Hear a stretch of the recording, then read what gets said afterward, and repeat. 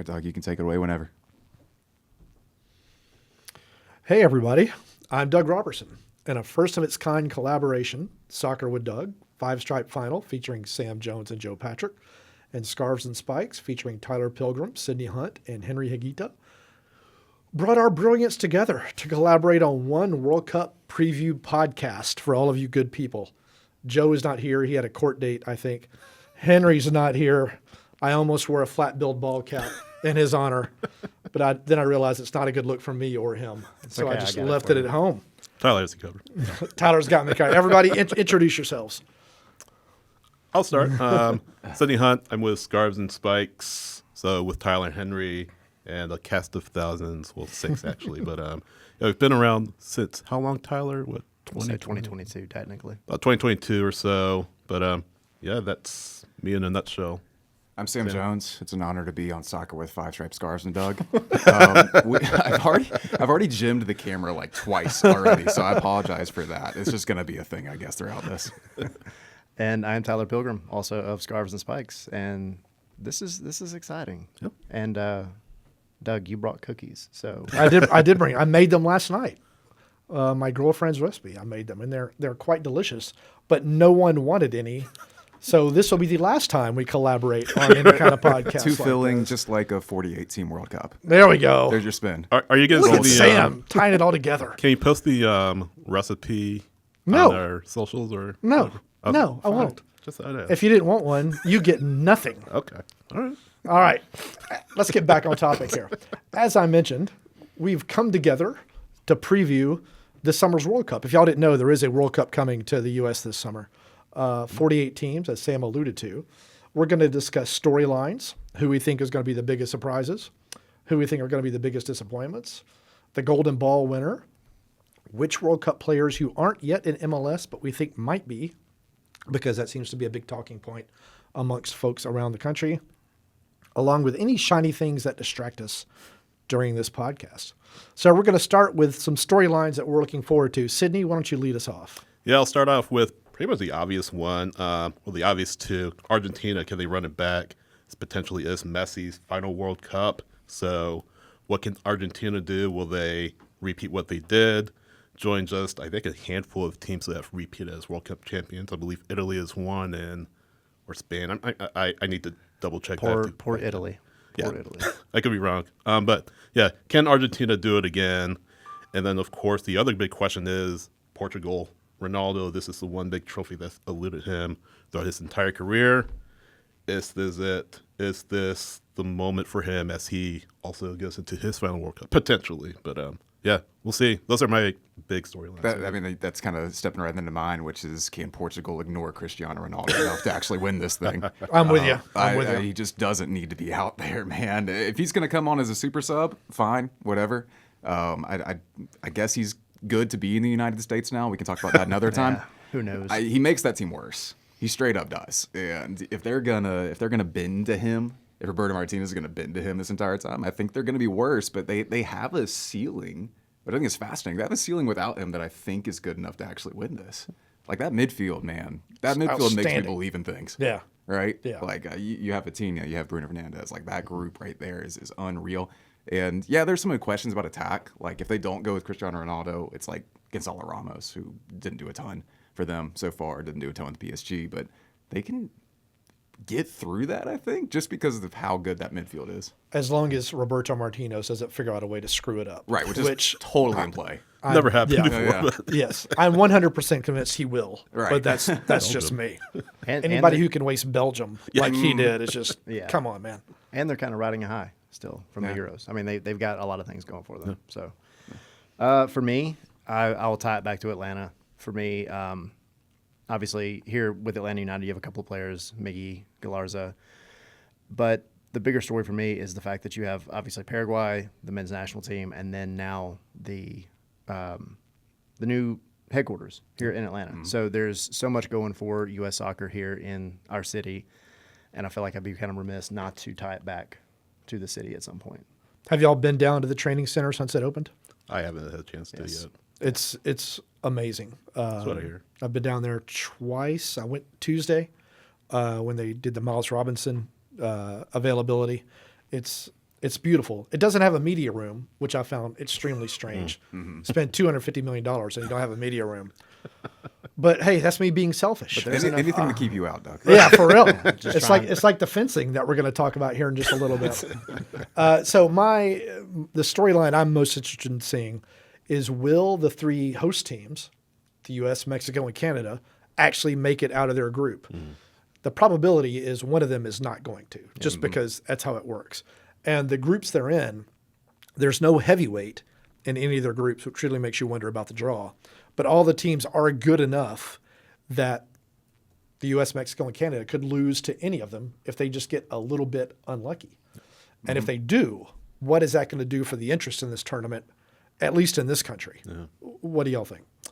I mean, if you look at, Group A, like you're right. I feel like Mexico can get out of that, but then you have the Czech Republic, or Czechia as it's known now, and then South Korea and I won't say Saudi Arabia, South Africa, South who Africa, yes. are no slouches of their own. So we'll see how that shakes out.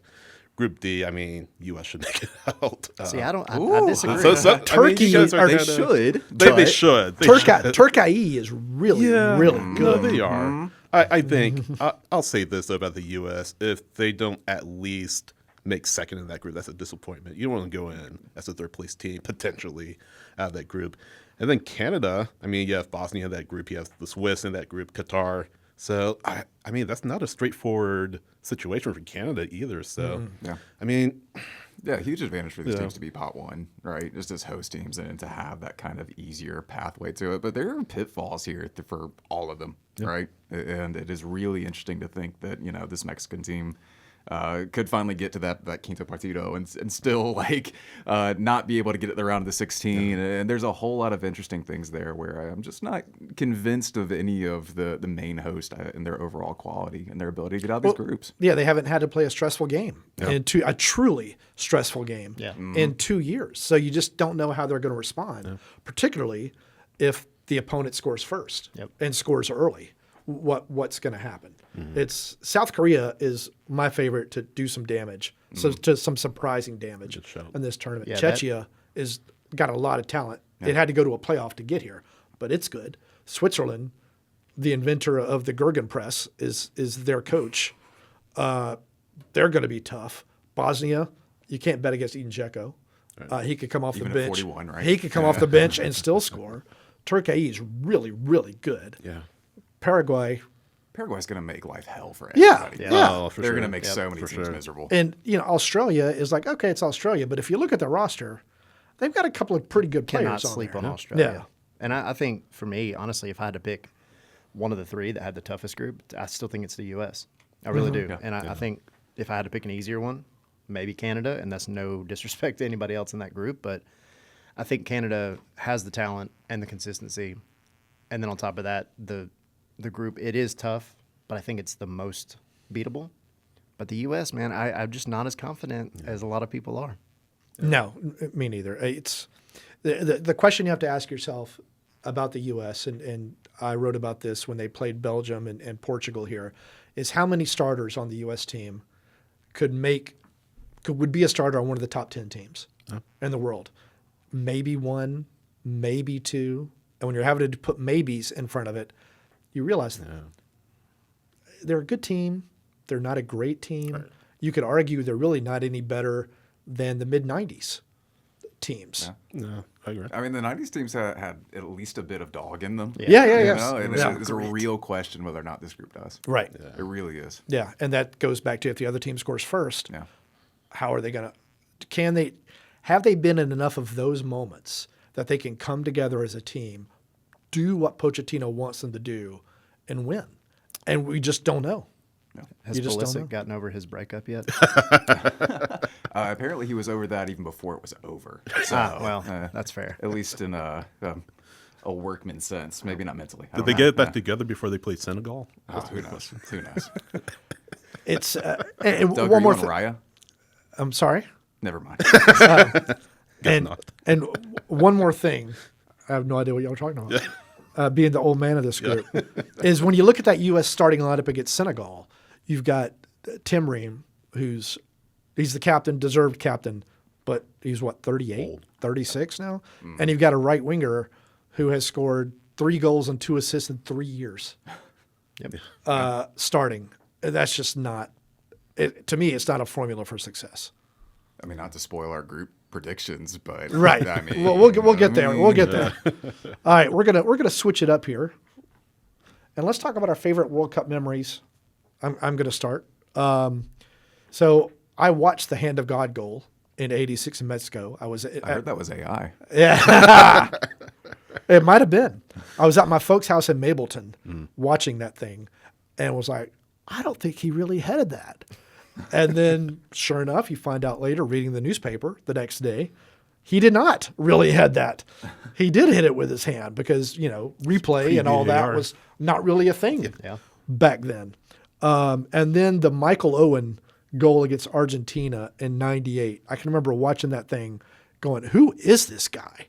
He just went to his left, got a pass from David Beckham, controlled it with the outside of his right foot, got away from Robert Chama, I'm not pronouncing his name correctly. Left Robert Ayala literally standing like a statue, like Wembanyama at the top of the key last night trying to guard Karl Anthony Towns. Yeah. Went back to his right and chipped it back across the goal into the left corner. I was like, I don't know who this cat is, but I want to know who he is because this is freaking outstanding. Yeah. I know you're a huge fan of Gio Reyna. Oh, huge. Love him. It reminds me of, what was it, 2021 or 2022, the Gold Cup, where he, against Mexico, where he just kind of, it was like the one good moment for him in the game. as Well, he that's the often World Cup qualifier because I was there. Was it? At the Azteca, Oh, yeah. Okay. All right. Nice. That's fair. You were at the Azteca? Yeah, a few years back during right. the qualifiers. Sydney's so. very well traveled. Yeah. No, I have a couple. To me, the one that always pops up is the Tim Howard, U.S. versus Belgium Secretary of Defense match. Like that one, I saw it live. It stands out to me every time I think about it. And it's the easy one. Like it's kind of the low-hanging fruit from a U.S. perspective, but that was such a phenomenal game. And I think Sydney's going to talk a little bit about this later, but there was an individual who did score on the U.S. in that game named Kevin De Bruyne. So I've heard of him. yeah, we've heard of that guy. But and my other one, this is like more personal. Most recently, 2022, the final, like that was a game of the ages, obviously. But just from like my perspective, watching it, it was the first World Cup that my older kids had really gotten into, and like the whole World Cup, we would watch games and like we would make food from like the countries, and so we're sitting there cool. watching Argentina, France, and eating, asado and chimichurri and just watching like the drama go down. It was so much fun. What French food did you make? Beignets. Crepes. Oh, nice. There you go. My So you'll favorite eat that, memory- but not my cookies. Thanks. Yeah. I do my best. My favorite memory is that time Russia went all the way to the quarterfinals while they were outrunning everyone by a significant Oh, amount in Russia, with no further questions asked. And to me, that's FIFA. Yeah. That's the World Cup. That's what it's all about. So And that game, that whole World Cup was crazy because everyone thought, oh, the Russian league, all this gas money, all this oil money, it's going to become the Premier League. sure. Like, and then it was China, or then it was Australia, but I can't remember the timeline. And now it's just another league. Sure. It's just another league. My turn. Tyler alluded to 2014. I guess that was kind of my first, well, not my first exposure because I remember the, I think it was 2010 final between France, right? The headbutt of Zidane, Zidane, the yeah, headbutt. yeah. So I remember that. 2014, I remember because where I was working at the time, they would have it on TV in the break room. So we would watch the U.S. matches, some of the other matches. So I remember that. I guess the first time I was really dialed in was 2018. That was after Lady United came out of the scene. I had been in Atlanta for several years. So that was the first time I was really zeroed in to the World Cup as an event, just kind of keeping track of it, even though the U.S. weren't in it, of course, which kind of took some of the fun of it. And then 2022, obviously, what a final that was. Yeah. Tyler, you alluded to it. But yeah, that's sort of my World Cup memories. No one mentioned Donovan in Algeria. I'm a little surprised. It's, no one it's mentioned another that. low hanging fruit, but like Yeah. I didn't actually see that one live, So Uh-huh. I saw that one. I remember watching that game, thinking to myself, is Landon Donovan going to do anything? Because he was invisible for like 88 minutes. And then suddenly he pops up at the end. Yeah.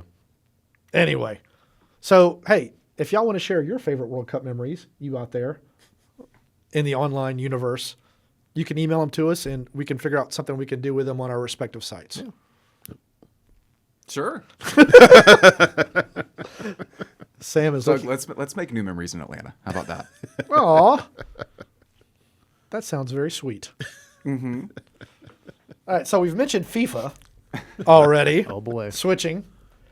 I want to talk about what has FIFA done right, what has FIFA done wrong, starting with the fencing outside the half of the training complex here, because it's already gated and it's already fenced, but they've added yet another fence because Uzbekistan is going to train here. I don't know what they think is going to happen, that they need another fence. But anyway, Spygate. yeah. Yeah. Let's talk about what FIFA has done right and what FIFA has done wrong. I don't want to start first again. Sam, let's go with you. I mean, what they've done right, I mean, to my knowledge, there have been no direct human rights abuses involved in creating this tournament. So, I mean, A+ for that. I think that's huge. We love to see growth. There will be a soccer tournament. Good job, FIFA. Yeah. Wrong, nearly everything else.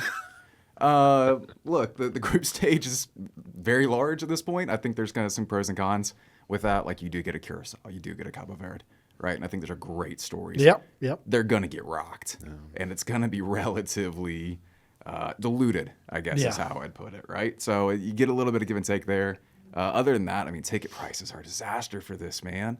And they're rolling it out in kind of this secret, sneaky way where there are sections of tickets being released. And so you kind of have inflated prices based on when they're being released. It's a whole lot of sneakiness going around. Again, not totally out of the blue for FIFA in general. But yeah, man, a lot of worries about this. I mean, even yesterday they're doing stuff like denying fans from water bringing bottles. water Yeah, bottles, yeah. which Scotland is going to be in Miami. Right. Yeah. I don't know if those fans are going to make it. Yeah. It's a stupid decision They have by to bring FIFA. umbrellas. Yep. What you got, Sid? I'll kind of give you mine, but tagging off of that decision. So I remember a couple of years ago, the Buffalo Bills were in Hard Rock, Miami, playing the Dolphins, and a lot of the players he needed to take precautions because it was just so dang hot down there. I think it was like September; it was still hot. So to your point, I think that is a pretty brutal decision by FIFA to deny that. And the heat. People these teams are going to Kansas City and think, oh, it's the middle of America. It's going to be a temperate climate.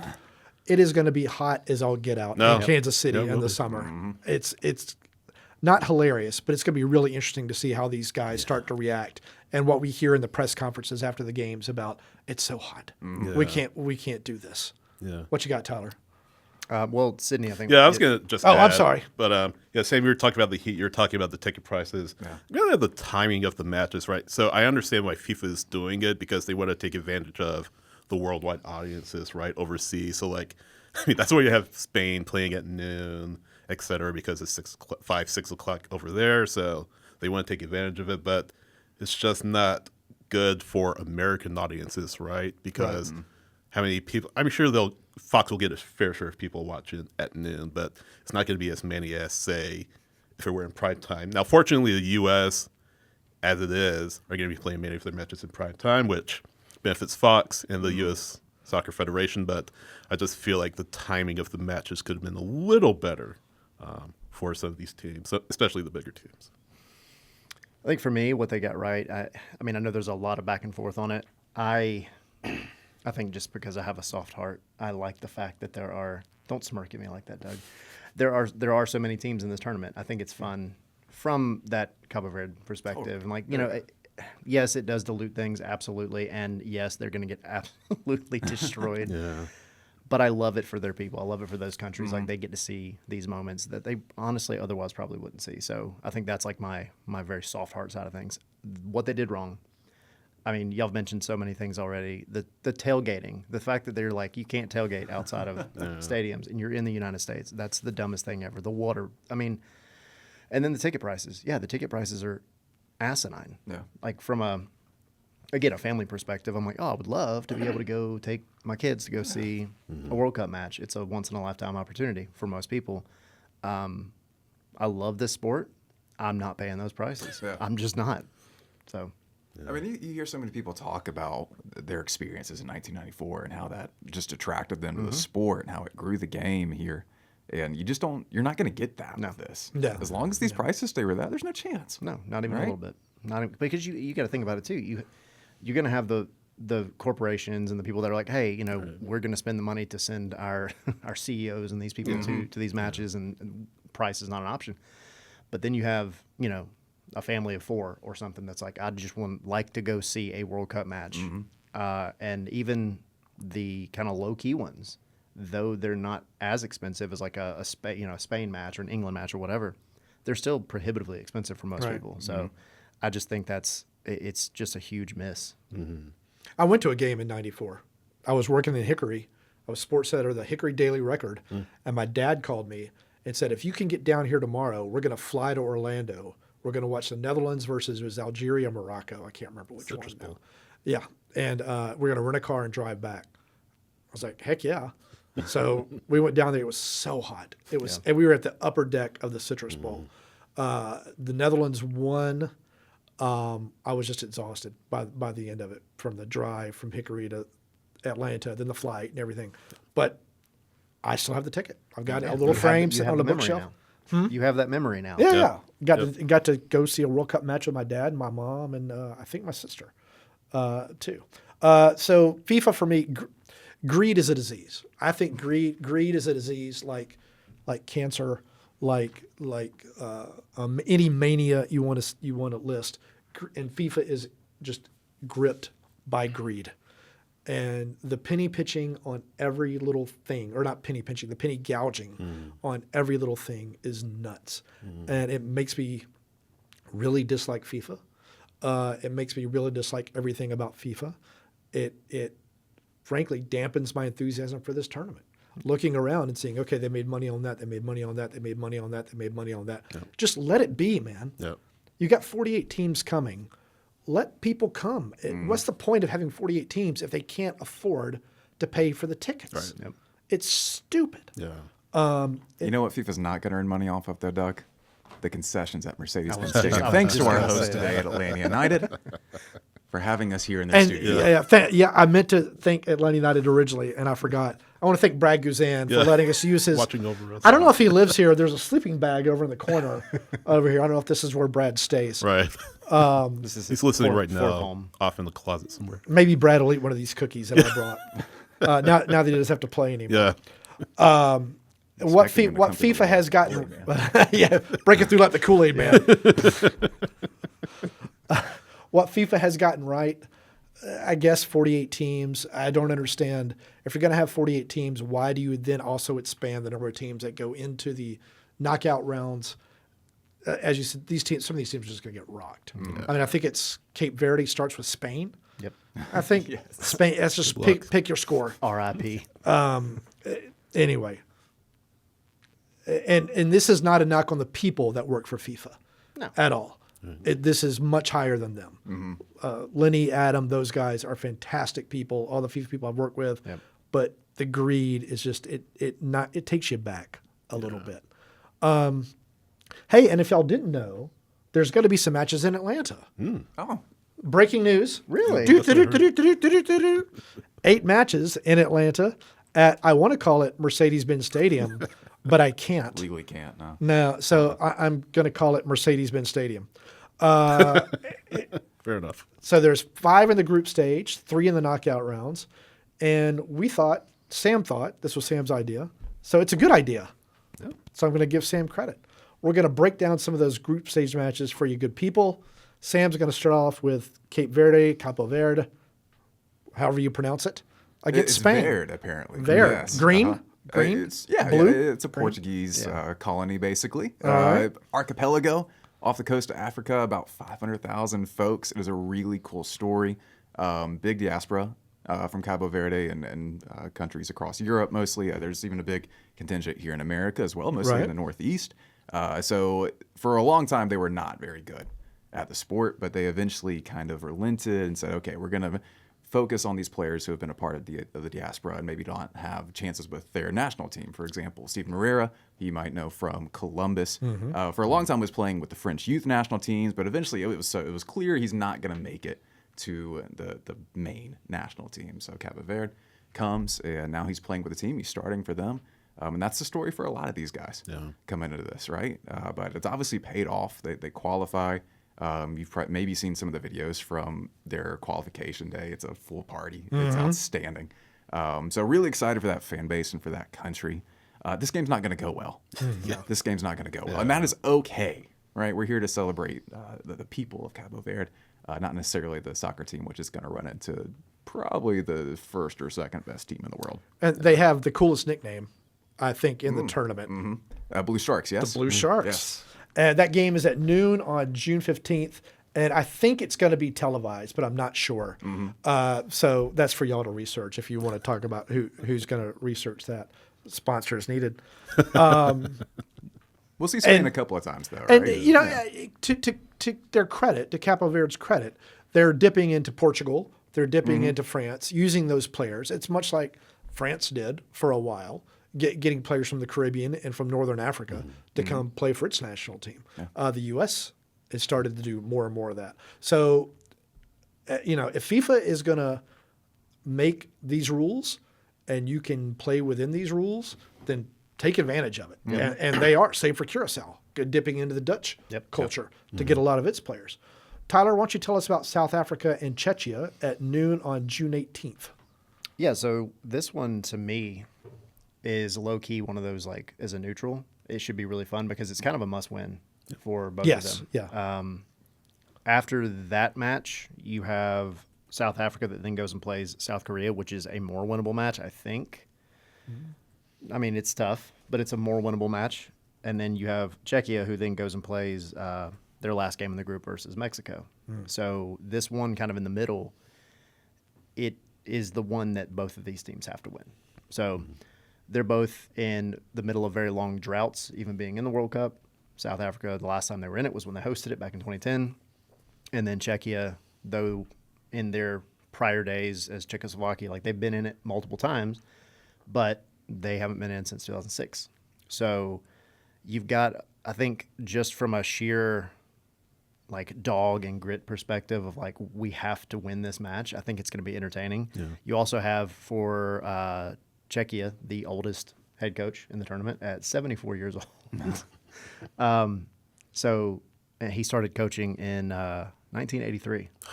So he's been around the block, but he's mostly a Miroslav Kubek is who I'm referring to, but he's been mostly a lifer in their domestic league. So they fired their coach after they lost to Faroe Islands, and then he comes in. He's gotten them qualified. So I worry about South Africa though. I think from an attacking perspective, they don't have much of anything. I think Czechia has a little more of a well-rounded team overall. I think, honestly, I mean, given predictions, I think Czechia is the one that takes this match. But it'll be fascinating. I mean, for South Africa, you have a guy who he's scored 3 goals for Burnley this year, and then they got relegated. So they're not exactly brimming with attacking talent. But again, from a neutral perspective, this will be a fun one. Yeah, you look at Czechia's roster, and it's like, why is this team not better? Yeah. It's got a lot of really, really quality players. Patrick Schick playing for Bayer Leverkusen. He scored, I think, 16 goals in the Bundesliga this year. Yeah. So, and that's just one of many, right? But they should be doing a lot better, I think, than they've showed over the past few years. And a name American fans might be familiar with is on this roster. I think Pavel Bucha, I believe, or I think he's on it. Unless I'm looking at it wrong, but never mind. Okay. I thought he was on it. I actually have it right in front of me. A couple South I guess African he's folks to mentioned. watch out for, too, Yeah. as well. You guys might know him, Bekazeli and Bakazi. Chicago Fire center back. Yeah. He was excellent against Atlanta. It's probably his best game since he arrived Yep. in MLS, but he's going to play a significant role for them. And also a young player that's getting some buzz. I'm going to try this. Relibohil Mofokeng. Player for Orlando Pirates, 21 years old. He's getting some buzz as well. He might be one of those guys that makes a jump from the World Cup to a bigger league after this one. I'll give you one more fun fact, too, about South Africa as well. They almost cost themselves their qualification because they fielded a player who was suspended on yellow cards. And they won the game 2-0 against Lesotho, I think it was. But then they appealed it, obviously, and won the appeal. So South Africa lost the 3 points that they won in qualifying and then still managed to top their group over Nigeria. Oh, wow. So They pulled the dog out and they made Yeah. it work, but they almost cost themselves even getting into the tournament in the first place. They were the first host nation to not advance out of the group stage. They have never made it out of a group stage. All right, Sydney has Spain versus Saudi Arabia, which is scheduled for noon, another noon game at June 21st. If you're wondering about why so many noon games in Atlanta, it's because it is a dome stadium, and it is better for the heat than other locations around the country. Still Yeah. have water breaks. Yeah, exactly. So I have one more coach actually who's older than Sheik, or not Sheik, Kubek, is Dick Advocat from Curacao, Curacao, 78. yeah. Oh, is he so? Okay. Yeah, okay, yeah. fair. So All right. He had a I think weird he's the thing where oldest. he was in charge of the team, then they advanced in qualifying, then he quit, Yeah. and then the other coach took over for 2 games, and then Dick Advocat was back to it. Yeah. So Weird. You never know. No, so but moving on to Spain, Saudi Arabia. I mean, Sam already talked about it, right? Spain. I mean, it'd be a surprise if they weren't at least a semifinalist in this tournament. The one thing I want to just touch on just real quick is Lamine Yamal. Yeah. I fully don't expect him to play it the first 2 group stage matches. I mean, he has no reason to. Spain, they're going to win the group probably without him. They're just too talented not to. So we'll probably see him, if not for a few minutes, maybe that third match, just to stretch his legs, but in the knockout stage. So if Atlanta fans are looking forward to seeing Lamine Yamal, they'll be disappointed, just as he gets back fit. Same time, though, again, this is still a really strong Spain team. I'm not worried about Yeah, them. absolutely Yeah. not. Absolutely not. And if they do beat Cape Verde in that first match, they could win the group with a win over Saudi Arabia. Saudi Arabia, I feel like they're just trying to manage, trying to keep it as close as possible. I guess. I mean, they're going to lose, but they're trying to keep it as close as possible because if they beat Cape Verde, you could get a situation where you could be one of those 8 third-place teams, right, who advance to the knockout stage. So if you can kind of keep it close, try to mitigate the damage against the Spanish as much as you can, maybe get a pretty decent win against Cape Verde. I mean, you could sneak in on goal differential or something like that. But as far as Spain, I mean, Yeah. really no shot of winning that match at all. My so. understanding is Saudi Arabia was truly atrocious in qualifying and kind Yeah. of fell backwards into this. They have Yeah. one player, I believe, who does not play in the Saudi Arabian League. Yep. So the quality's just not going to be there. You look at the Mideast teams, and I keep trying to make a case. Oh, this team could be one of the 3 or one of the 8 that's a third place team, but I just I don't see it. I mean, you even go back to 2022 and them against Argentina in that opener, right? It was Argentina versus Saudi Arabia, where No, it was Qatar, wasn't it? 2022. The upset? 2022. We're Yeah, talking about the upset, yeah, that's what I thought. So, and that one, I mean, they only squeaked by because Argentina had like 15 offside calls go against them. You know, like Yeah, they the really, XG in that one I remember was, it was ridiculous. interesting. And so yeah, Small I think sample like maybe the talent's there in 15-minute spurts, but Yeah. I just don't see any of those teams doing much of anything. Right. All right, I'm going to continue with the next game in Atlanta, which is Morocco versus Haiti. Finally, a chance to see Derek Etienne back at Mercedes-Benz Stadium. And scoring. I know. This game is at 6 p.m. on June 24th. So we finally get a 6 p.m. game in Hotlanta because it loves to be called Hotlanta. I heard that at the airport the day before I'm yesterday. going to jim the camera again. Look, it wasn't a fluke that Morocco was the first team from Africa to make the semifinals in Qatar in 2022. Its roster is freaking loaded. I mean, loaded like one of these cookies behind me. As I wrote in my preview capsule that you can find on Soccer with Doug, the United States Soccer Federation should research the methods used by Morocco to develop world-class talent because Well, it's basically just having good lawyers, right? it makes for a world-class team. I mean, Hakimi at PSG, Boadi at Lille, Diaz at Real Madrid, and it goes on and on and on, top to bottom. Every position group has at least one player that is playing for what you would consider one of the best club teams in the country, or in the world, I should say. Haiti, not to be slept on, CONCACAF, good qualifying. I think it's its second time in the World Cup for Haiti, I think is right. I think you're right. Derek Etienne, a few good players, but again, it's in this Atlanta group of teams. We're going to continue with Uzbekistan, Congo in just a second, but you've got Spain, you've got Morocco. and that's really Yeah. Yeah. that's really about it. It wasn't a great draw. If you want to try to polish it, you could call it the Cinderella draw. Uzbekistan, Haiti, Cape Verde, but it's really just Spain. But Morocco, I could easily see them advancing deep again because they are so good. We're going to wrap it up with Uzbekistan, Congo.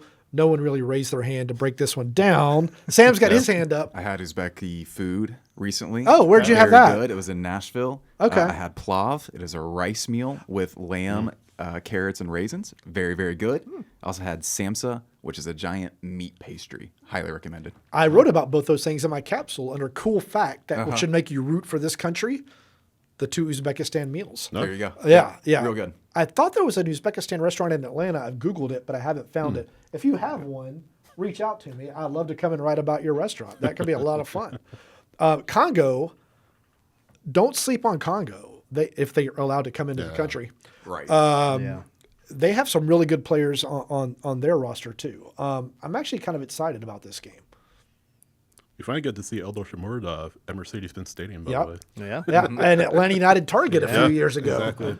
For a loan spell that just never came through. Yeah, but he's pretty much their primary offense for Uzbekistan. I mean, if you look at the roster, I mean, you won't get goals from anybody else. So as he goes, so go. I feel like the Uzbeks. But like you said, Doug, I mean, it's sort of a Cinderella draw. Uzbekistan have never been to the World Cup. Congo, last time they think was in '78 when they were Zaire. So I don't know. This is sort of one of those matches where you don't quite know what to expect. It could but be could be a- 0-0, could be 2-2 or something like that. But it's going to be this is an advancement Yeah. Yeah. game. If you want to stay alive, you've got to win this. Yep. Uzbekistan has the second coolest nickname of all the teams in the World Cup, the White Wolves. Ooh. That's pretty fire. And they're I like their kits too. Their kits are pretty sharp.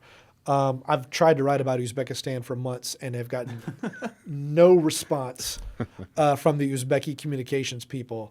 So if you actually subscribe to any of our podcasts or websites, reach out to me because I'd love to write about you. I've tried for years. And they have Fabio Cannavaro, former Ballon d'Or winner, as a defender, as their manager, as the Uzbekistan manager, which is pretty freaking cool.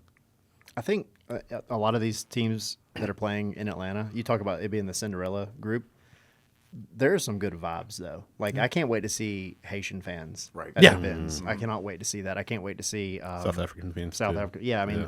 I think again, it might not go the best for these teams, but I think their fans are going to bring it, and I love that. I just can't wait to see some Yeah, of these. don't pay $200 to go to the game. Pay like whatever MARTA costs now. Right. And go hang out in the fans. Yeah. Right? Yeah, Outside yeah. the stadium. Exactly. There you go. Just go chill. I believe there's going to be a fan fest somewhere near Mercedes-Benz Stadium. I've I heard believe it's this. at Centennial. Is it really? Yeah. Oh, that's interesting. And what kind of stuff might they have there, Sam?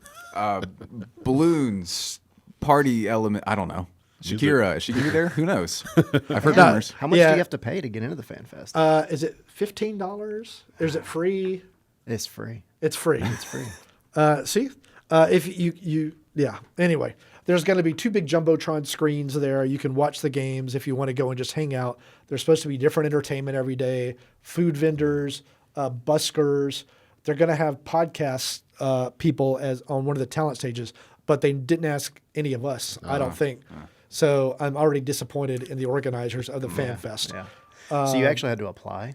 I guess so. Interestingly, I mean, I figure we're well known enough. They Right. should have reached out to us. I mean, we could be doing this. awful presumption. I mean, we are Z-list celebrities in this of course, town. yeah. I would at least say why. If they can't reach out, I mean, aren't we entertaining? Are we not entertaining? I them? will. I gotta say, your notes here. I'm really upset with you. Why is that?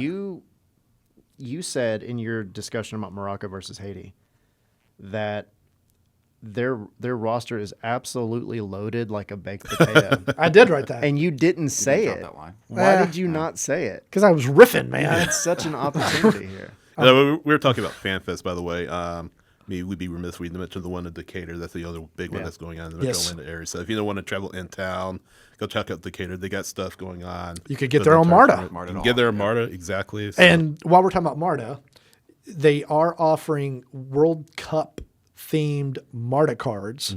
Now it's a random thing in the vending machine, so So I have to buy 50. Yeah, you might have to buy 50 to get one. But they also have the cool, the MARTA ambassador shirts, things are which are amazing. freaking awesome. good. Yeah. Those things rock. And I'm hoping that we see some on eBay after the World Cup because it would be worth dropping a few shekels to get one of those bad boys. Those could, in theory, pay for all the MARTA upgrades we would ever need. If Right. They would just put And- them out. And since we've praised MARTA, we now also have to point out that the new trains that MARTA bought do not fit on the tracks. I heard this months ago when I was working for my former employer, and reached out and was told, no, it's fine, it's gonna work, it's fine, everything's fine. Ignore the fire behind me, everything's fine.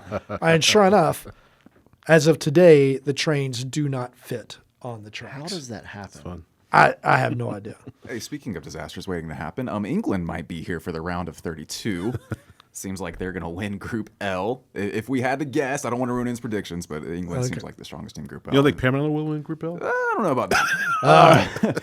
That round of 32 game is going to be against some third place team. Pick a third place team from a number of different groups.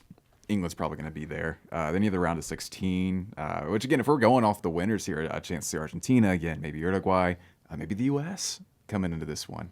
It's very possible to see the U.S. here in the round of 16, and then of course the semifinal as well after that. Which again, I mean, take your pick of any 4 teams that can make a semifinal. It's going to be truly remarkable to see that there. We're talking England and Brazil, Portugal, Argentina. All of those groups end up on this side of the bracket. So a chance to see some of the best teams in the world coming up after this interesting group stage. What about Paraguay? How far might they go, Sam? Well, we should talk about them a little bit. Yes, shouldn't we did. Doug? We They're skipped- sitting in the Atlanta United studio. Someone has kind of skipped over the show sheet here this and is- jumped ahead. This is our most Atlanta United centric team. Doug. That is true. Obviously, Miguel Almiron is there.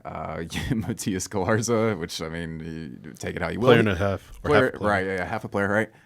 He probably won't start every game. He'll get some run out for Paraguay, but Miguel will start every game. And you might need to keep an eye on center back named Junior Alonso, who may or may not be on the way here at some point. Who knows? This is not a report, but there have been reports that Junior Alonso. You hear that? Well, The he knocking on said the that wall. he agreed to terms like months ago, Right.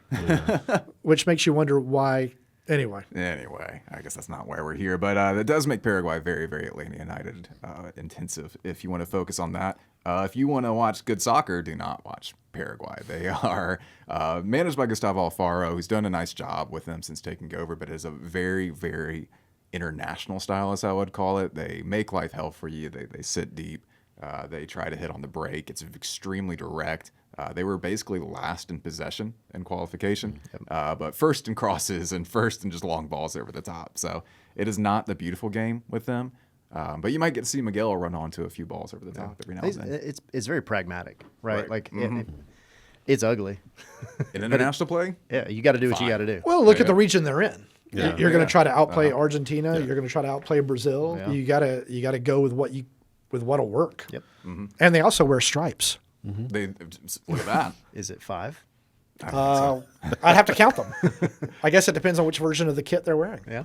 I do have one big note on Alfaro. He's known as El Cazador, which means the hunter. Oh. It's because he wrote a book about some of his experiences coaching called Cazadores de Utopes Imposibles, which means hunters of impossible utopias. So I hope we all go out there and are hunters of impossible utopias today and every day, especially during this World Cup. If I ever buy a boat, that's what's going on the back of the boat, Yep. right there.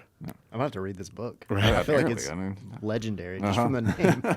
Just real quick on Paraguay. I mean, Tyler, you're talking about vibes earlier. I mean, the vibes will be high with Paraguay. This is their first World Cup in 16 years. Yep.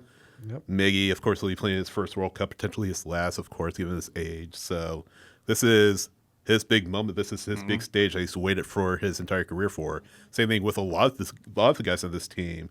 So the younger players, this is their first foray, obviously. So, I mean, they're going to be looking at this tournament as, hey, this is our big stage. What can we do to kind of upset the apple cart, so to speak? I don't know if they'll get super far because of the quality of talent that they have, like Sam was saying. Almiron would be great to see him. I don't know how much of an impact, to be honest, he'll have on this tournament, to be fair, with him being 32 and considering his form with Atlanta United. But who knows? He may pop up with maybe a couple of moments during the tournament. We'll see. It's also a very, very intriguing group. yes. So we'll see. which is a good transition into group winners. Look at that. It was planned. It was not. The great thing about Unless Sam transitions wants to is you skip point ahead. out as they happen. Yeah. Unless Sam wants to skip ahead to wrapping this up, and then we'll come back to Sydney. Who are your group winners for A through C? Yeah, I've kind of so I'll start with A. I've kind of gone back and forth. I originally put Mexico, but I mean Czechia, like you were saying, Doug, Okay. has definitely a lot of talent on their team. You look at these other teams, South Korea, I don't see it. South Africa, I mean, they could have a say in how the group ultimately shakes up, but I don't think they're going to win it. I go with Czechia. Czechia and Mexico becoming the top two. There's a world where I could see maybe the South Africans getting out of that as a third place team. We'll see, but I think Czechia wins the group. Group B with Canada, Bosnia, Qatar, the Swiss. I'm gonna go with Bosnia, to be honest with you. Wow. With the Swiss behind them, Okay. kind of the top two. But again, I mean, what is Canada? What say will they have in sort of the makeup of this group? I mean, I do think Bosnia is going to win. I feel like maybe sort of a coin flip between Canada and Switzerland. So we'll see. We'll see. You never say never in the tournament, in the World Cup. Anything can happen. I mean, Germany crashed out. So no home field advantage for Canada. Yeah, exactly. That's what you're saying. But yeah, that's who I have. And then Group C. I mean, Morocco, of course, semifinalist in 2022. Brazil. I mean, there are a lot of questions around them. Brazil's fascinating. Yeah, Can we yes, pause they are for, like, They have- like veer real quick. No midfield. Yeah. I mean, or the midfielders they have are like going to have rollers out there Yeah. in the summer heat. Yeah. It's crazy. Like Fabinho getting real minutes Yes. in a 4-2 Yes. of Yeah. all things. Yeah. Yeah. Yeah. Carlo Ancelotti Yep. in charge of this team. Been a whole lot of controversy about having a non-Brazilian manager take over Brazil. Got former players calling out Brazil as an organization for allowing this to happen, quote unquote. Really interesting team. It's going to be curious to see how the ultimate vibes manager manages the vibes of the most pressured national team in existence. Yeah. Of course, you have Neymar in the roster. You have Endrick. You have Vini Jr. in the roster. So, I mean, Vini, Endrick, you have plenty of talent there. Neymar, I don't know. That's almost a Ronaldo situation. Neymar. right? Yeah. Are you really Yeah. gonna- So are you better really- with him or without him? Yeah. I feel like he comes off the bench. I don't think you start him, if at all. But yeah, I feel like Brazil, I mean, could win that group. Morocco, I think, has the best chance, obviously, out of anybody else in that group. It wouldn't surprise me to see Morocco win the group. I've got Morocco Brazil. winning that group just because Brazil's midfield is so bad. Yeah. Or so old, I should say. Just so old. I am intrigued though. Like you said, to me, Ancelotti's the real wild card for them because like 2022 was terrible for Brazil, relatively speaking. But it's also a risk for Carlos because I mean he's got such a pedigree. Now he had all of the resources available in soccer at his prior stint, but he's stepping into a federation that, like you said, has the most pressure, and they are going to be expecting even more because of the fact that he's not Brazilian. And so it's going to be very intriguing to watch, I think. If there's any manager that's proven themselves, it's Ancelotti. Yeah. He's done it everywhere he's been. Even Everton, when he was there, he had them playing good soccer. Interesting. It's just a feat in and of itself. Yeah. Yeah. D through F. D through F. We'll start with Group D. Of course, this is the United States group, and it has the Paraguay team we're talking about. But I don't think either of them are going to win this one, y'all. And don't be mad at me. Don't be mad at me. But I'm going to go Turkey here. They're good. They're They're just really good. talented. Yeah. And look, if you're talking about creativity in attack, they have Arda Güler from Real Madrid, and they have Juventus' Kenan Yildiz. Very, very good for Juventus. He's only 21, so is Güler. They're both real young. This is kind of a really exciting generation coming up for Turkey. But Yildiz, 10 goals, 6 assists in Serie A this year. Güler, 4 goals, 9 assists in La Liga. And like you start thinking about the quality of attack that the United States is going to have, and it's just not quite at that level. They don't really have anyone at that level. You could argue Pulisic a little bit, but that's a tough bar to cross. And, you know, for me, I think Turkey's roster is just that much, a little bit better that I think it pushes them over the line in this group. Yep. Totally agree.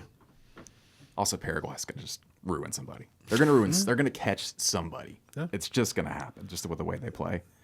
Group E, you have Germany, Curacao, Ivory Coast, Ecuador. Now, this one's interesting. Yeah, I mean, the instinct is to go Germany, and you probably are still going to be better off going with Germany. But Ecuador, man, is really one of those teams that you hear dark horse thrown out a lot, just by virtue of basically having Moises Caicedo in midfield. Strong, Just defensively a strong. real good defensive team. And Yeah. again, in international soccer and a group stage setup like this, that helps you out a lot. So if Ecuador sneaks up and surprises Germany here, it wouldn't shock me, considering kind of not a down year for Germany, but maybe not some of the best ball we've seen from a German team. In before. Ecuador, they can play sneaky good Yeah. at any given moment. And I want to believe in Ivory Coast, but every World Cup they're in, I want to believe in Ivory Coast, and it never happens. Yeah. But anyway, all right. And our last group, Sam, for you, With the Netherlands, Japan, Sweden, and Tunisia. Your best bet's going to be the Netherlands. They did lose, I believe, yesterday. Yes, they 1-0, which is very indicative of where they are at as a team. You look at that defensive lineup, and yeah, they've got some guys back there, among them Virgil van Dijk and a few other names you'll probably recognize. But that attack, man, you're rolling out like Memphis Depay. You're rolling out guys who just don't have that top-level quality. And so a 1-0 loss, that is concerning. That is the Big trend grind for for them. them. Yep. Yeah. and the rest of the group, Japan, it's like I look at all of them and we're like, I like Japan. As a team, they play extremely Yes, well. they They're do. very consistent. There is not a lot of star power, but they are very well organized, and they're disciplined. going to cause a lot of folks grief. And then you have Sweden, which, I mean, not a elite team top to bottom, but then you get into that attack. It's Alexander Isak and Victor Gyökeres, right? Like, that is enough to ruin someone's day in this. well, except as Liverpool supporters, we've seen Ishak ruin Liverpool's hopes Right. this Yeah, season. yeah. If he's healthy, though. Yeah. If he's healthy. There's always not a given. All right, Tyler. All right, Group G. So that's Belgium, Egypt, Iran, and New Zealand. I got to say, I don't think the Kiwis are going to make it out of this group. The wild card, obviously, is Iran because politically and Yes. worldwide, there's just so many things going Yeah. on. And so, like, they could come here and absolutely rock somebody just out of sheer, they're pissed. Or it really gets to them. So that's tough. I don't know, but I still think Belgium takes it. Egypt second. I think it could go either way. You have two obviously very well known players playing for each of these respectively, and Kevin De Bruyne and then Mo Salah. So like that right there, in your words, Sam, that's enough to ruin a lot of people's day at any given moment. Yeah.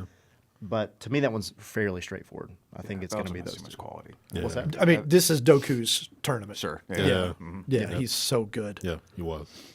He is. All right, Group H. So this is the Spain, Cabo Verde, Saudi Arabia, Uruguay. So on to Group I.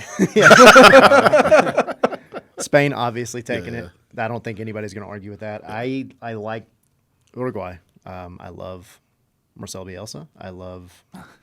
They don't love him right now. No, they don't. That's the No, they problem. don't. They do not. But I still think the quality's there enough to take out the. I mean, Cabo Verde again. RIP. I love the fact that they're here. It's going to be the 3 games and done. I can't imagine them doing much more than that. Yeah. Saudi Arabia. We talked about them a little bit. I'd like to try to see something out of them, but it's just not there for me. So, yeah, on to Group I. Group I. This is I think the group of death. Most people have pegged as a group of death, but. This is France, Senegal, Iraq, and Norway. The weak link there to me is Iraq, for sure. I actually I'm going to be a little bit of the contrarian here. I have Norway. I like the fact that Erling Haaland is going to be here, and I think he thrives off of this exact scenario because His first World Cup. yeah, I mean, it's the first one. This is his moment to just continue to prove that he is that elite striker everywhere he goes. And do they have a well-rounded team? No. But you do have a guy who can put the ball in the back of the net in the worst possible moments for the other team. So I'm going to give it to Norway. I mean, France, though, it's so hard to count out France for anything. They could just sleepwalk through this, but if they're turned on even a little bit for me, I think It's a clear done this fine. But I agree, Norway could really cause some problems for folks. It's Odegaard and Holland, right? Yeah. And if the plan is to get the ball to those two and let them work it out, international soccer, you're probably going to be pretty okay. Yeah, like you can get a long way just from that. And then, but Senegal, like you can't sleep on Senegal either. No. So it's Regardless of first halves in Charlotte. Yeah. against the Yeah. US team. for sure. But then they showed how quickly they can just boom, Exactly. flip the field and you're dead. Exactly. And that's why, again, I think properly this is the group of death for sure. And we could say all that. I think the one constant, though, for sure, is like I don't think anybody expects Iraq to do much. No. But those other three, man, it really could be like a coin toss for sure. Group of Death was my nickname for this. Yeah, that's a good nickname. But whatever. Thanks, Tyler. You're welcome. I'm here to ruin days. Yeah. Moving on Like to the last Erling three Haaland. groups. I've got those. Group J, we have Argentina, Algeria, Austria, and Jordan, Argentina. Though I'd love to see Austria. I like Austria's got a pretty good roster, actually. Group K, Portugal. If Martinez doesn't screw it up, though I'd love to see Congo.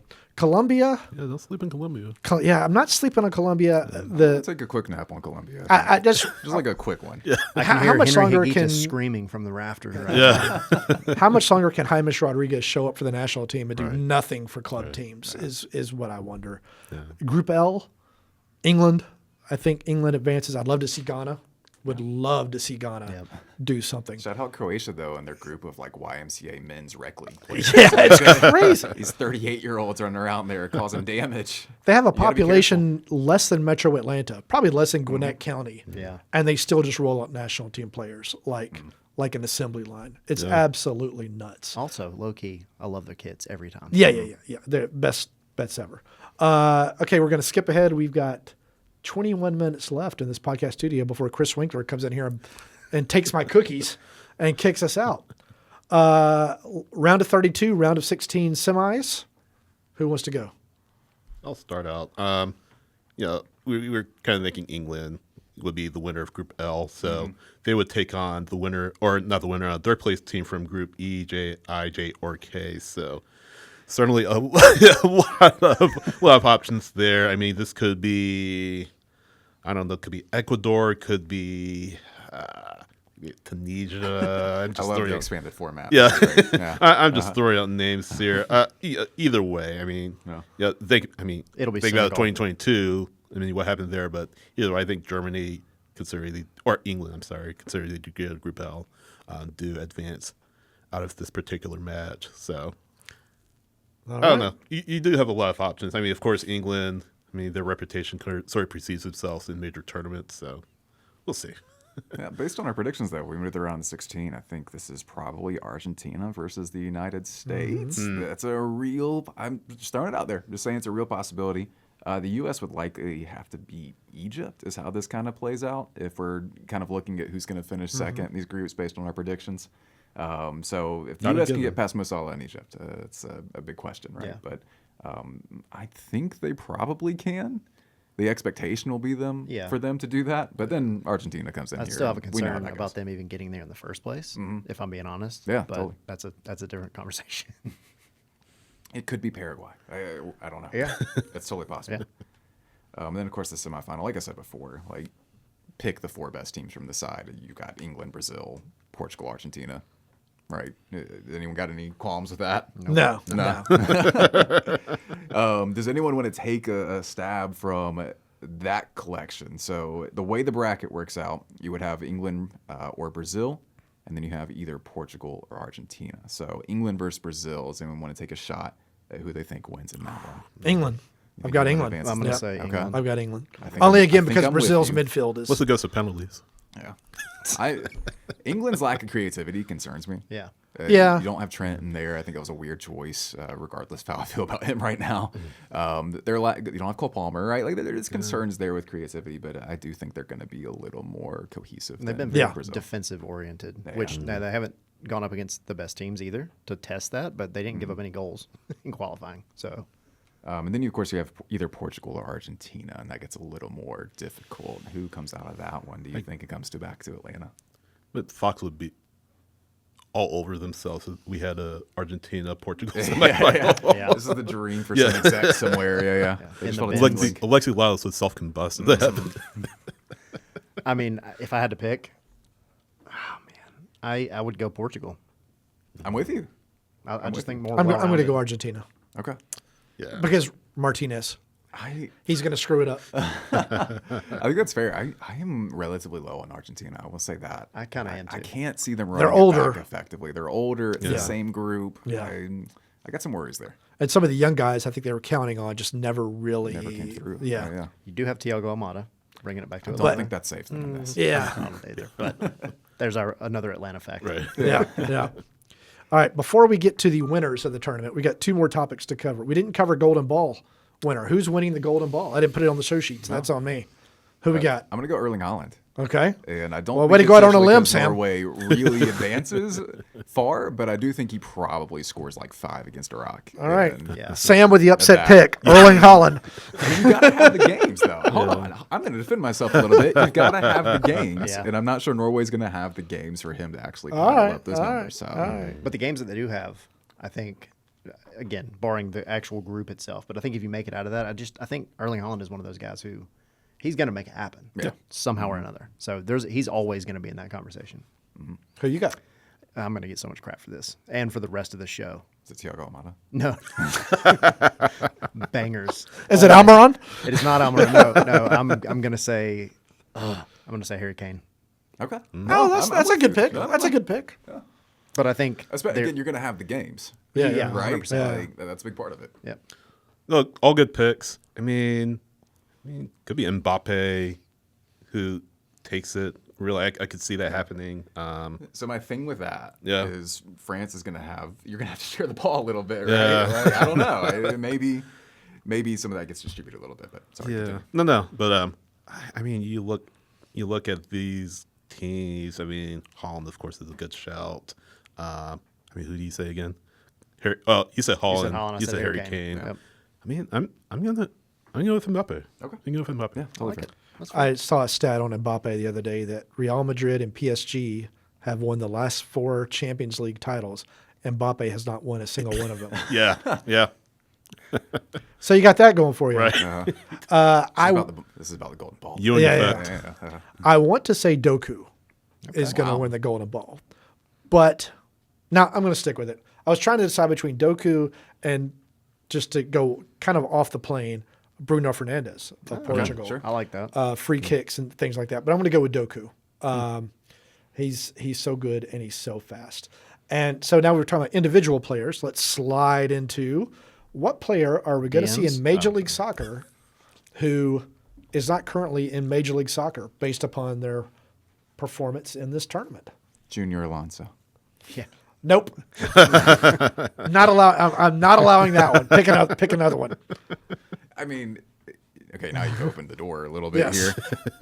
Teams don't scout the same way they used to, right? Like, so I think people kind of go into the World Cup being like, oh, which person's going to break out and finally catch the attention of something. These teams have databases Oh, yeah. full of players and everything like that. The World Cup is not as much of a determining factor as it used to be. So that's And my it shouldn't one be. note here. It shouldn't be. Someone is going to be goofy enough to do it. You're absolutely Yes, right. someone's going to have money to burn and just like, oh my God, he played so well. Right. And that's my broader point. I don't actually have an answer here. I don't see too many folks actually coming in directly because of a cause of MLS. So Sam just wasted 2 minutes. You're welcome. Cindy, what you got? Mine's kind of low hanging fruit. I'm going to go with De Bruyne. I mean, he's been connected to MLS for the past several years. They've connected to San Diego. I mean, I don't know if NYCFC it with works Pep. out. NYCFC. I mean, New stadium. yeah, New stadium. no. I mean, so they're going to be looking for somebody or somebody's to open that stadium with. But whether it's San Diego, whether that's NYC, I don't think Miami or anything like that. But yeah, let's see De Bruyne finally ends up in MLS. I like it. I think he will too. I'm going to say Neymar. To where? Miami. Neymar to Miami. Yep. Just because why not? Why not bring in another The older roster rules star? do exist in theory. Yeah. In theory, that's why I say it's definitely going to be Miami. Yeah. All right. I just think I think it's bound to happen at some point, even if it's like what we thought Suarez was going to be for like a year. I think he shows up just to play one more, and then he's done. I'll throw All right. Casemiro out there then too. Yeah. Just doing guys like to Miami. Yeah. They didn't actually have a choice now though. It's very Okay. easy when you're linking them to Miami. It's Yeah. like, well, you just pick a name, and they'll find a way. I'm going to go with my favorite player of all time. Michael Bradley? Second, Gio Reyna. Look, I know there's some people out there who love Gio Reyna and who think he is the best thing in soccer and has just been totally overlooked by every club and every club manager that has not played him in the past few years. But it's time. If you want to play, it's clear teams in Europe do not want you. It was clear the last time that Dortmund tried to loan you out and nobody except for the worst team in Europe, Yep. Nottingham Forest, wanted you. It's time to come to Major League Soccer. You can get paid. You can play. Now, where might he go? NYCFC? I think You he can might say end it. up here. You can say it. I think he might end up here. Back to his roots, NYCFC. Do you see that? Or No, no. I don't think so. joking. I think he might end up here, and I don't know how I would approach that. I cannot wait to see the very first interview with Gio Reyna and I would own it. I mean, after a game you in the have locker to. room, I would own it. I would come up and tell him, look, I said some things about you. I thought you but sucked. It's not that he sucks. No. It's that he's not as good as everyone wants him to be. No. That's He's my thing. inconsistent. He's very inconsistent. yeah. All right, we got 12 minutes left. So we're just going to pause this for a little while. No, I'm just. Who's going to win the tournament? Tyler. Again, gonna get some hate for this, but I'm gonna say England. Boo. I know. I think this is England's year, as they've said many times over the past 60 years. But I think if they can continue to play defensively the way they have been, we go back to the whole defense wins championships, blah blah blah. If they can keep that up, and then you do have guys like Harry Kane that, again, whether you love him or hate him, he can put the ball in the back of the net. I think they could snag that final and make it a good game. Who do they beat? Without knowing exactly how everything could work out, I think it would be Spain. Could they meet? Yeah, they can meet. Yeah. They can meet. And look, it pains me but part of this is because everybody else is picking Spain. I like Spain, but to be the contrarian a little bit, I think England on any given day could also beat Spain. In regular time or Yeah, penalties? yeah. It's got to be regular time. Oh, it goes to penalties, maybe a different story. All right. Yeah, for sure. No, I like that call. I like that call. Sam, who you got? I have France beating Portugal. All right. I think France just has too much firepower. I really like Portugal. I can't commit fully to that, though, but Portugal is definitely the team I'm most intrigued by. France is your kid brother's favorite EAFC team, and that's fine. But I think in a setting like this, that works pretty well, regardless of Mbappe's all-star defensive They're deficiencies. They're four deep at world class players. It's like it's what truly the U.S. overwhelming. wants to be and could be in 50 years if they can get more kids choosing soccer. But anyway, they're 4 deep. It's crazy. Yeah. It's crazy. Yeah. Kind of low-hanging fruit. I'm going to Spain, Argentina. Spain being Argentina, I feel like just Spain has just so much talent, just attacking-wise, just in the midfield, rotary. In goal, they have terrific options in goal. So, yeah, I mean, Argentina, we just mentioned it. I mean, Messi will be there. He'll play a big part in the tournament, obviously. But, I mean, You can't just even the- win CONCACAF Champions League, yeah. though. Like, what are we? Yeah. right. You got beat by who? Nashville? What? The injury he took a few weeks ago does concern me a little bit. I mean, he'll be there, but I don't know if he'll be quite 100%. So that does concern me a bit. That being said, I think they'll be able to get into the final, but Spain, I feel like, does win the tournament overall. Yeah. Okay. And it is interesting that none of us picked Messi for the Golden Ball Yeah. when he could just create out of nothing. No, for sure. And he will have the games to do it. I have Spain beating England in the final. I was looking at Spain's roster this morning. It's so good and so young. Yeah. It's crazy how young, but how talented that team is. And they have no fear, which is huge when you're playing in a tournament. Now, they do have to have some wisdom, game management in some of these knockout round games. But I think they're going to pull it off. I think they'll beat England.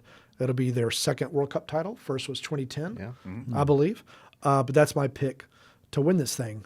Let me fill like the last 8 minutes here. If I gave you guys Spain and France versus everyone, Oh, easy. Spain and You France. just pick Spain or France? Yeah, yeah. Okay. Yeah, Maybe easy. we're not going to fill the last few minutes of this. So, well, no, do it like this. How about this? Spain, France versus all-time world's best. Oh, gosh. How would they do? I didn't do the research for that, but I mean, they'd be up there. Yeah, it's crazy. Yeah. And you look at I wrote about this last week. I think U.S. Soccer builds the National Training Center, $250 million. It's one of the best in the world. You could easily argue it's one of the best for any sport in the United States. It's outstanding. But it's not going to help the U.S. win a World Cup. No. It will never, like point A to point B, help the U.S. win a World Cup.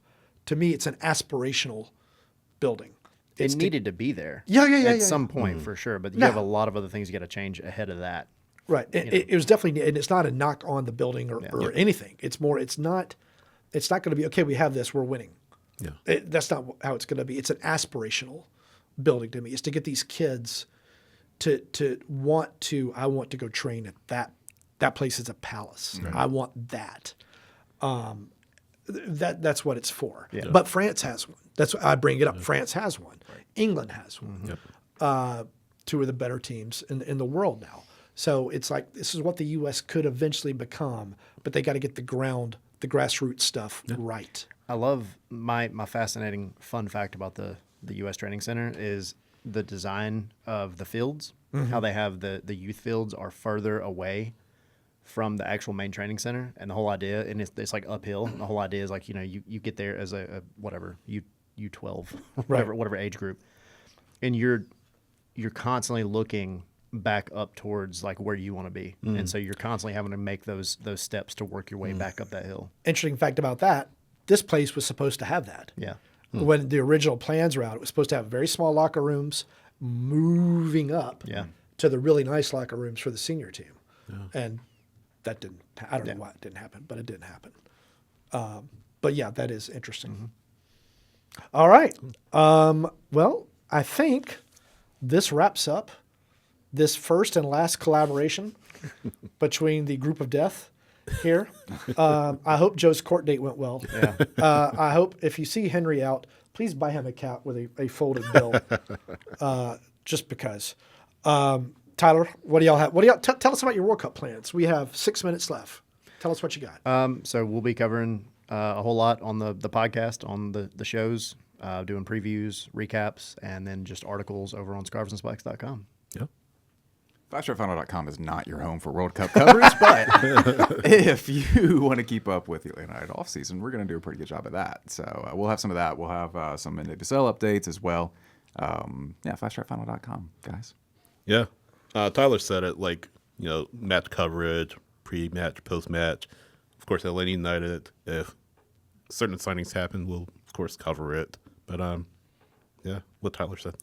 And Sam, brag a little bit about what you're going to get to do during the World Cup, please. Yeah, I'll be in Miami with the University of Georgia Sports Media Program, the Carmichael Sports Media Program, through Grady College. We'll be taking students down. They are partnering with USA Today and the Associated Press. Our students will cover all the group stage games in Miami, Mexico, and Vancouver and Seattle as well, writing for USA Today and the Associated Press. We're really proud of that. Really excited about that. I will be in South Beach if anyone needs me. I will not be here. And there's some good games to cover. Yeah. We have a Brazil-Scotland match Yes. in Miami that will be worth it for the scene in the parking lot alone. 100%. So look for Sam's Instagram of him in a thong on South Beach. It's going to be epic. Or don't, depending on how much you want to see. Soccer with Doug. I'll be covering every match here in Atlanta, the Fan Fest. I'll be having some podcasts. I'll also be covering Atlanta United. I'm hoping to have a one-on-one with Tata coming up. Mauricio Culebro's introductory press conference, I think is Monday. Yeah. We'll have some stuff from that. I'm hosting an event at Fido's in Midtown a few hours before the U.S.'s first game in the World Cup. So I hope that y'all will come out to Fido's in Midtown and say hello if you see me. Social media, how can folks find y'all? Yeah, I'm at SH Rights on X and Blue Sky, SH.soccer on Instagram and Threads. You a cop? What are you asking? Don't find me on social media. FiveStripeFinal.com. ATL Pilgrim on all the social media, and then Scarves and Spikes. Search it. You'll find it pretty much every media platform. All right. And I'm on soccerwithdoug.substack.com. You can subscribe at soccerwithdoug.substack.com/subscribe, and on all the social media channels at Soccer with Doug. I want to thank y'all for doing this. This was an idea I threw out a couple of weeks ago. Atlanta United, again, a gigantic thank you for letting us use your podcast studio, Yes. because otherwise we'd have to do this around my kitchen table at the condo or in Sandy Springs, and that just was not going to look good. Very homey. So thank you each of y'all for coming out and doing this, and I hope that y'all have enjoyed this. And now I'm going to go eat some cookies. Y'all take care. Bye, y'all. See y'all.